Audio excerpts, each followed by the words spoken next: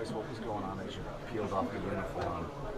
One that the only one you've known as a big leaguer, and not knowing whether you'll do it again. Yeah, nothing. I mean, I think for me, I don't know. So, I mean, nobody knows. Nobody knows if I'm going to be back, or, nobody knows if I'm going to be in a different uniform. So, for me, I think, it was more of hitting home in DC when I was there. Today, it's just, like I'm going into the off season than any other off season. So, not really thinking about it, not thinking about it too much. But you never know, and just how it goes. But it's really not like any other offseason because you're a free agent for the first time. What is that like for you? I'm just going to go about it the right way. Work hard, do the things I can, travel, hang out with my wife, hang out with my dog, enjoy my house, of course, and that's it. I mean, if I'm back with DC or if I'm back with the Nationals, then, that's where I'll be. If I'm not, then I'm not afraid of change. And, I've said that before. So, it's how it goes. So, I'm excited about this offseason. I'm excited to get stronger, excited to get better. Learned a lot about my mental side, and learned a lot about my swing and my approach. So just gonna get better and keep plugging along. Bryce Harper, one of the marquee faces in all of baseball, is still on the open market, being courted by several big market teams, including his hometown Nationals. So who's going to win the Harper sweepstakes and give their offense and roster some instant credibility and firepower? For some answers, I went straight to a source with the information you need to know.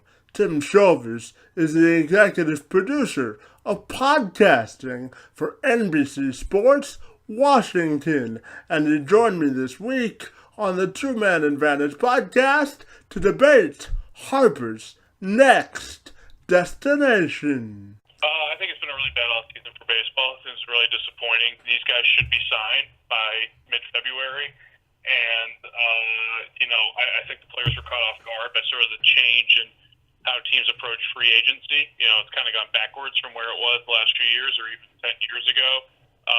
I thought Bryce Harper was going to be signed by early December, so I've been way wrong on this process. And when we look at general perception there at DC, what are people saying on the ground there in terms of how the Nationals have handled that? And if I was to ask Nationals fans their perception of what's going on, what do you think they would tell me? Initially, there was a report that came out that the Nats offered him 10 years for $300. A lot of people scoffed at that because they thought that was a lowball offer. It's now turned out that wasn't as lowball as we thought, based on the way the market has been.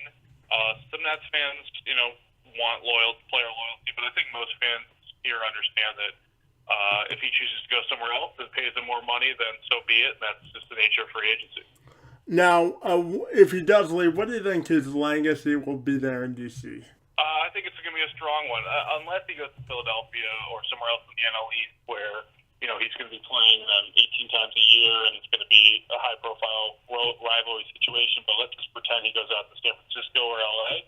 I think it's a strong one. He was a crucial member of the first division championship team. 2012, he won Rookie of the Year, and he won 4 division titles here. And remember, this is a city that went from 1933 to 2012 without being in the MLB playoffs for all those decades in between. So I think it's a good one. Do you think there's any chance that he returns to the Nationals or no? I think there's a chance. I think Philadelphia is where he's going to end up. I've been feeling that all along. But I would not be stunned if he returns to Washington. And what do you think is going to drive his final decision? Will it be money, a chance to win, or the legacy as one of the preeminent faces in baseball? Money and money, and that's it.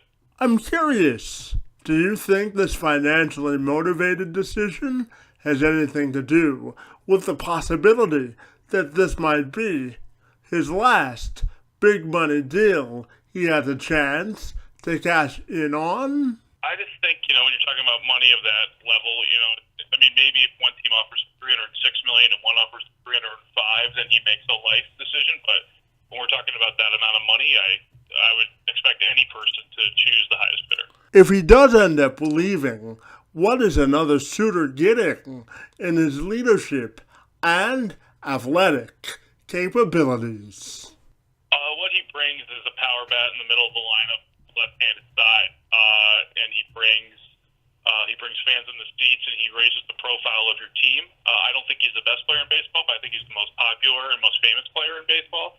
And I think if you sign him, you become one of the premier television teams in the league, and you become a team where not necessarily you become a World Series contender because he's a corner outfielder. He's not a starting pitcher, but you certainly, he's better than basically any other right fielder you're going to throw out there from a hitting standpoint.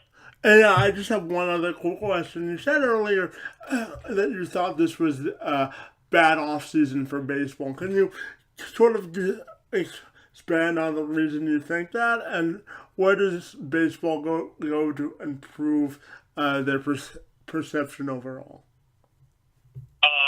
This is a high-profile offseason. You had two of the biggest names in the sport, free agents at age 26, and now we're in the mid-February, and neither of them are signed, and you have a lot of other high-profile players other than Bryce Harper and Manny Machado, like Dallas Keuchel and Adam Jones, but Craig Kimbrell, and it's just been kind of embarrassing. The NBA here, all the action happens on day one of free agency, and the NFL is a similar situation, and baseball just kind of sat out the off-season.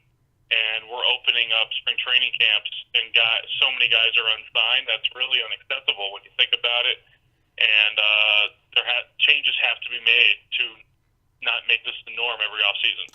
Well, Tim, we want to thank you for a few minutes on the Two-Man Advantage podcast. We value your insight and want to thank you for joining us this afternoon, buddy. Thanks so much for having me. Really enjoyed it. Fantastic. Have a great day, and we'll talk soon. Bye-bye.